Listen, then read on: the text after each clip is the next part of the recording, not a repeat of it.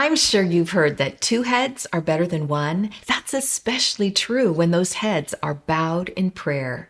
Synergy is a real thing when it comes to prayer. The combined effect of praying with a partner yields greater results. And I'm not just saying that. Jesus promised us that. When two people agree in prayer, it's a powerful thing. Here's what I know. Jesus joins my circle of prayer. I can testify to the power of having a dedicated prayer partner. And I've got some stories for you today. I'll be sharing the biblical premise for partnering in prayer, spiritual benefits of praying with someone, personal testimonies of changed lives, and practical tips for finding and nurturing a prayer partner relationship. If you would like to unleash the full potential of prayer in your life, then stay with me as we explore how having a dedicated prayer partner can not only deepen your faith, but also your friendships. Welcome to Believe and Speak. I'm Shawna Marie Bryant, and I'm here each week to encourage you and build your faith. Now, if you're new, first of all, thank you so much for being here. I would love to connect with you in the comments, and I'll talk more about that a little bit later. But for now, I want you to know what you can expect. Each week, I read a Bible verse or two or three, and I put together an easy to remember declaration that's based on those verses. Then I ask you to repeat it with me, to repeat that declaration with me, to empower your tongue with truth. Now, if you've been with me for a while, you know that I am a true believer in the power of the tongue. What we say matters, even when we're talking to ourselves. Today, I'm going to read the words of Jesus that are recorded in Matthew 18, verses 19 and 20. And I'll be reading from the New King James Version. Again, I say to you that if two of you agree on earth concerning anything that they ask, it will be done for them by my Father in heaven. For where two or three are gathered together in my name, I am there in the midst of them. I love how Jesus made a point of saying, on earth it will be done. Does that remind you of anything? The Lord's Prayer has us asking for God's will to be done on earth.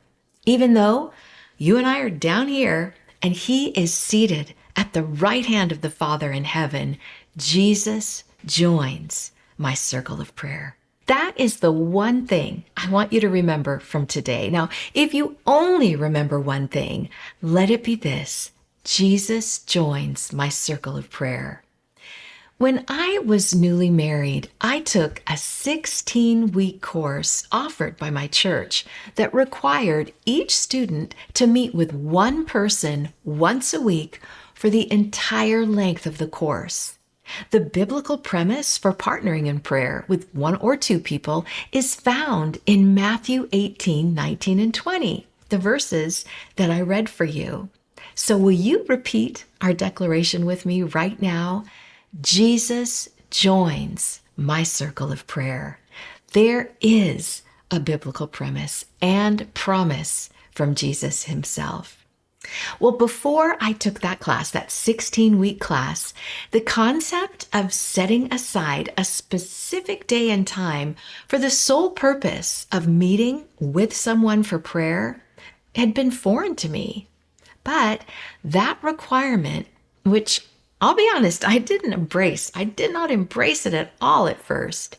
It changed my life.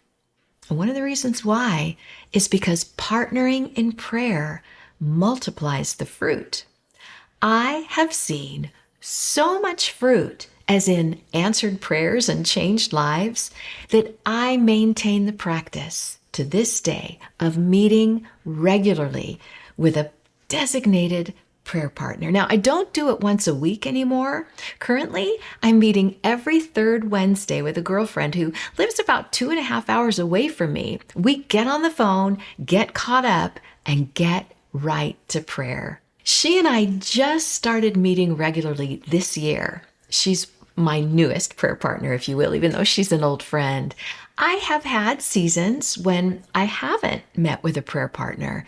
But you know what?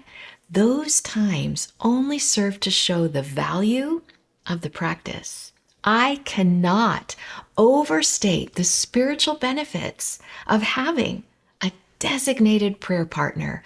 Partnering in prayer doesn't always make our circumstances change, but it changes the way we feel about our circumstances. I once prayed with a woman named Miriam. In fact, we prayed together throughout my daughter's elementary school years. Now, back then, if you placed a call before 6 o'clock in the morning, the entire call was free. So I called Miriam every week on the same day at 5:59. I did it before waking up my daughter.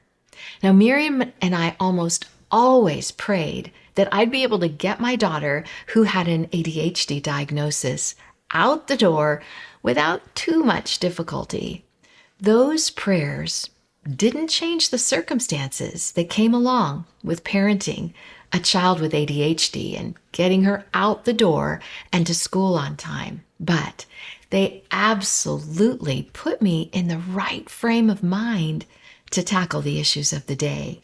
Not only that, but over the years, Miriam was able to remind me of prayers that had been answered, which was especially helpful on those really hard days when I felt like God wasn't listening.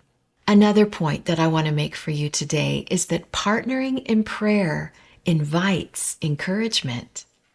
For years, I prayed with another friend who lives all the way across the country. We often joked about how God seemed to have us on a teeter-totter. When I was down, she was up and could lift me up with her fervent prayers on my behalf. Well, the opposite was also true. When she was down, I was usually in a place to passionately pray heaven down on her. Another spiritual benefit of having a dedicated prayer partner that I want to be sure and mention is that partnering in prayer provides accountability. I tell you what, there is nothing like a regular check-in with someone who has your best interests at heart. Now, whether you're praying for a breakthrough or you're praying to break a bad habit, it helps so much to report on the status of your prayer request. It helps you stay focused on the work that God is doing in your life. And it does help you break free from those strongholds. We often need a partner to stand with us in that fight. Now, before I share some practical tips for finding and nurturing a prayer partner relationship, I want to be sure to invite you to click or tap the like, and also please subscribe, and don't forget to tap that notification bell. Thank you so much. I really, really appreciate you. When you make a point to meet with a prayer partner, you can take the promise of Matthew 18:19 and 20 to heart and declare with assurance, Jesus joins my circle of prayer. Who could be better company than that? If you'd like to invite him and a friend into your circle, here are a few tips. Find someone who will commit to a regular day and time and mark it on your calendars. I tell you what, if you don't intentionally schedule an appointment for prayer, it probably won't happen. I love how our digital calendars these days allow us to not only schedule an event, but make it recurring and then even set a notification to remind us. Next, find someone who will commit to share requests quickly and get right to prayer. This time is not meant for visiting. It's meant for praying. If you schedule a whole hour or more for a call, then go ahead and spend a half an hour or so catching up on life and sharing your requests. But please don't visit for 55 minutes and then squeeze in a quick prayer at the end. Once you say, let's pray, you start talking to God rather than just each other, and you become keenly aware that Jesus is with you in that circle. I once had a prayer partner who only had 15 minutes at the top of her lunch break. And so we texted our requests ahead of time and then went straight to prayer as soon as our phone call connected. Finally, find someone who will commit to confidentiality. Perhaps you've heard that Christians don't call it gossip. They call it a prayer chain. No. Jesus joins circles of prayer, not centers of gossip. Always be honoring when you meet with your prayer partner. Please don't share someone else's request unless they have given you permission to share it. I always keep in mind that Jesus joins my circle of prayer, and I definitely want to honor and please him. I picture him leaning in and listening, hanging on to every word.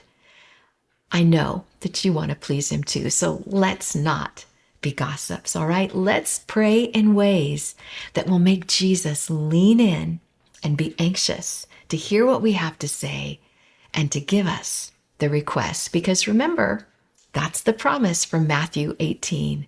God will hear us and he will answer us. So let's pray.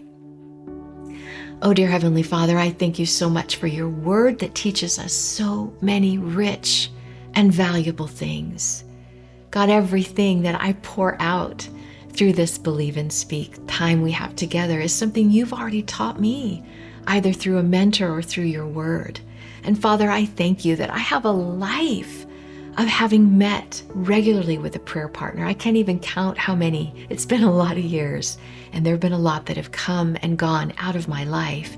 But the fruit, Father, is real, and the accountability too. And certainly, Father, just the testimony, the encouragements, Father, that we give to one another. Remember when we were praying this or that, and then it happened. And so, Father, I pray that for anyone listening right now, that you would help them to think of someone that they could approach, that would commit to all those things that are so important. Lord, bring someone to mind even now as I pray that they could reach out to if they don't have a prayer partner. And if they do have a prayer partner, Lord God, thank you so much that you join that circle every time they meet. Lord, help them see the fruit of their prayers.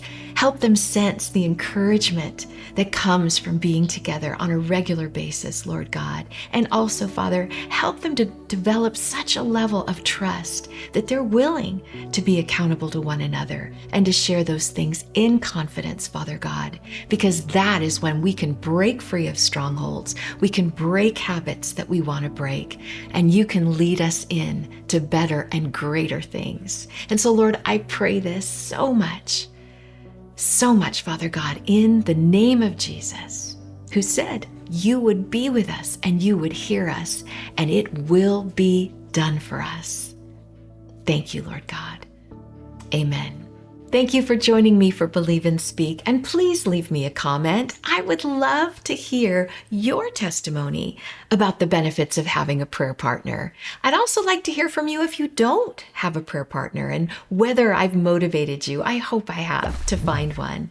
Be sure to like, share, and subscribe, and don't forget to click or tap that bell for notifications. A good video to watch next is called 3 Tactics for Effective Prayer. It will equip you for the next time that you meet with someone for prayer. I hope that you'll share this message. Maybe you could send a link to someone you think might make a great prayer partner. Remember, 2 heads bowed in prayer are better than 1. Your tongue has power. Use it for good.